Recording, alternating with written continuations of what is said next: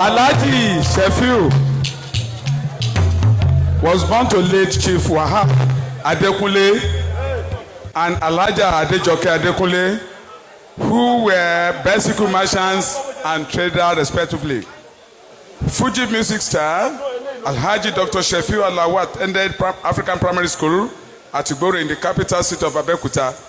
He was a very bright student, which made him complete primary school earlier than his mates. After his primary school education, he enrolled in Unity High School, Agoka, Abeokuta, Ogun State. However, he soon discovered his God-given talent to sing while he was in high school at age 14 years. And that was how his journey into music began. He is happily married with children. His Fuji music is centered on youth engagement, encouragement, economic and social equality, preaching against violence, good standard of living, and most importantly, using his music to persuade politicians to act lawfully and be accountable. Alaaji Dr. Sefiu Adekunle's Fuji Kandoso has been the premier Fuji music band in Ogun State and Nigeria as a whole. His Good Day album sold more than 1 million copies in the first month. I think you can clap for that. 1 million copies. 1 million copies in the first month of release. He has over 40 released albums and is a top rated amongst Fuji musicians in Nigeria and beyond.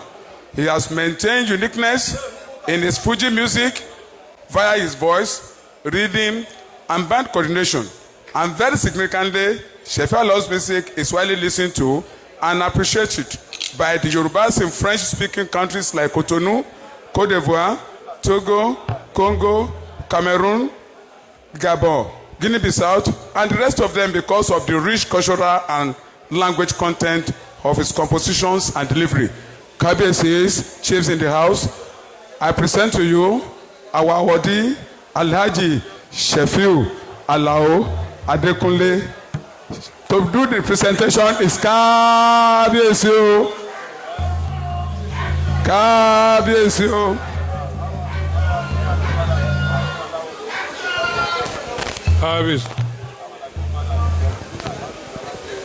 Alaaji Sefiu Alao Adekunle, ọmọ ilé. Bàbá oko ọmọlé, wake up in recognition of the great things you have done to the music world, and the best is yet to come. Àti ní kankan ó sì máa ga ju ibi tó wà lọ, ibi tó ti ṣeré fún wa lẹ́yìn tí ó gba èyí tó gbẹ̀yẹ bó ṣe máa gba èyí káàkiri nìyẹn. Ọlọ́run àgbà pẹ̀lú ẹ̀ òní ṣíṣe òní ṣílẹ̀tẹ̀ rẹ́kọ̀dù 1 million tó lóòótá ó máa ta 20-30 million.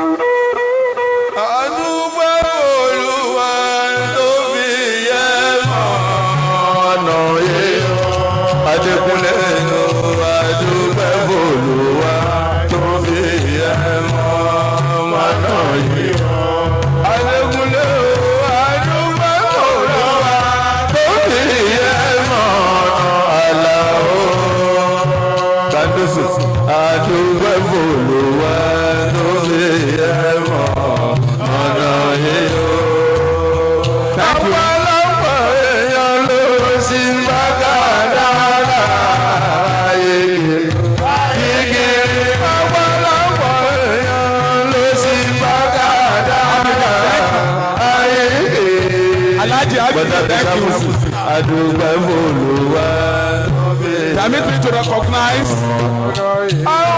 Honorable Amusho is in the house. Honorable Kadi Amusho, you are welcome, sir. Amusho Maule. Next awardee. Amusho Maule. Next awardee. Odun ni wọ́n wọ́n kì í ṣe àìmọ̀ olóko.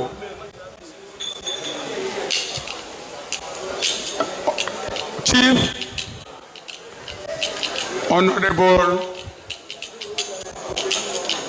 Bukola Ọlọ́pàdé.